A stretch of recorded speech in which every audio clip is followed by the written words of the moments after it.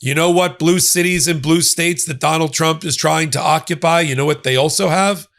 Blue magistrates and blue grand juries. And the grand juries can now be added to the list along with the magistrate judges in D.C. to the growing list of the resistance. Janine Piro, she calls herself the tip of the spear. I call her a 20-year former Fox anchor who never was a federal prosecutor, who is now gurgling in her role as the D.C. U.S. attorney, trying to bring law and order because Donald Trump told her to. And she's admitted out loud, and I'm going to show you the receipts, she's admitted out loud that they're not presenting proper cases to the jury. They're not presenting cases that are consistent with the Department of Justice manual and the elements of proper prosecution. They're just trying to bring anything in front of a jury and see if they'll buy it. I'm Michael Popok. You won't buy it. I'm on the MeidasTouch network and on Legal AF. Let's talk about the problems that Janine Piro is having. She's admitted out loud that she's down 90 prosecutors and 60 paralegals and investigators. It's gotten so bad that she needs lawyers who have no background in civilian criminal cases coming over to help her. She wants the Department of Justice and the military to send her a whole group of military lawyers who are dealing with the military code, not the civilian code, who have no idea how the Constitution, civil liberties, and criminal law works among the civilian population because they live in the hermetically sealed world of criminal justice in the military. But she's like, they're just a body. I need a body. This is what Barack Obama is talking about when he talks about the assault on our civil liberties going on right now. This is what the ACLU is worried about. I just interviewed Hina Shumsi, the head of the National Security Project at the ACLU, that by putting National Guard, who yesterday were like teachers and accountants and are now running around with rifles trying to do local police work, and Marines into local police work that they're not suited for, that they're not trained for, disasters are happening. Civil liberties are being violated because these people aren't properly trained in the art of being law enforcement. You may not agree with your local cop, but there is a standard operating procedure, an SOP manual and training at cop school that he learns on how to be law enforcement. He may violate it, but there are standards, how you deal with the civilian population, how you de-escalate, when you can use deadly force and when you can't. When you can execute a takedown, when you can hogtie somebody and when you can't.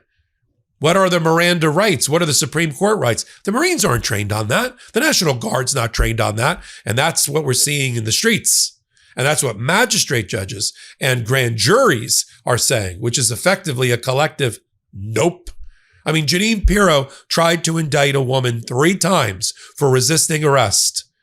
It was one event, but she tried 3 times in 3 separate grand juries to obtain an indictment for resisting arrest against a federal officer during an ICE detention activity. And 3 times the grand jury said, nope.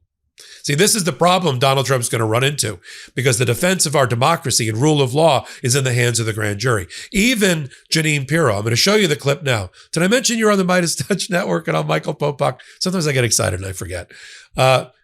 Even Jeanine Piro had to admit, I'll give her one bit of credit, that she says sometimes the truth accidentally out loud, had to admit that whatever she's selling to the jury, that her words, they're not always buying it. Why don't you sell a good faith prosecution and indictment instead of the horse crap that you're selling, and maybe you do a better job? But she can't. Let me run the clip so you know what I'm talking about. And, as it relates to grand juries, I mean, the only thing that I can say is we are prosecutors. We are the tip of the spear.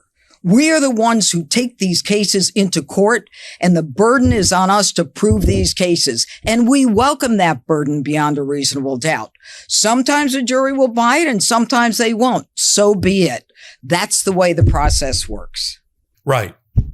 Because grand juries are saying she tried to indict a guy for felony assault for throwing a sandwich at a National Guardsman. A felony assault charge. The jury was like, nope.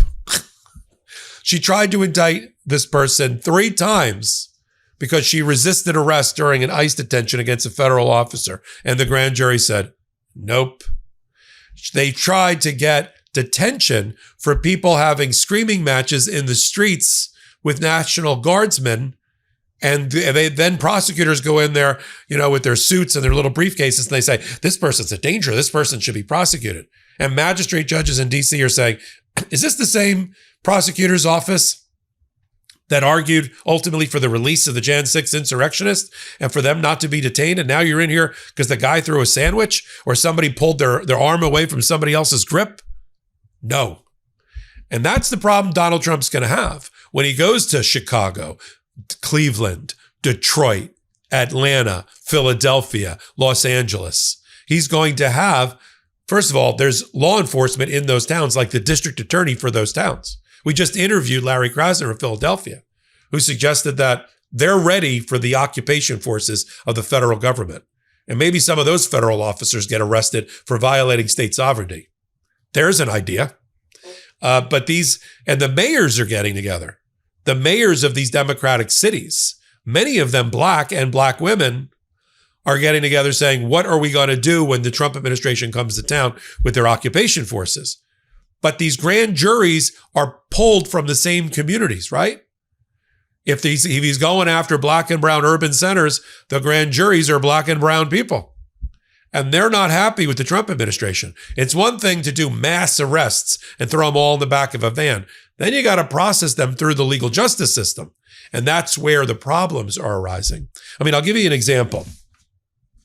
They brought Sidney Lori Reed in front of Magistrate Judge Harvey in D.C., I think in D.C. Superior Court, and tried to get her indicted and tried to get her detained. 3 times she was not indicted, and Judge Harvey wouldn't detain her.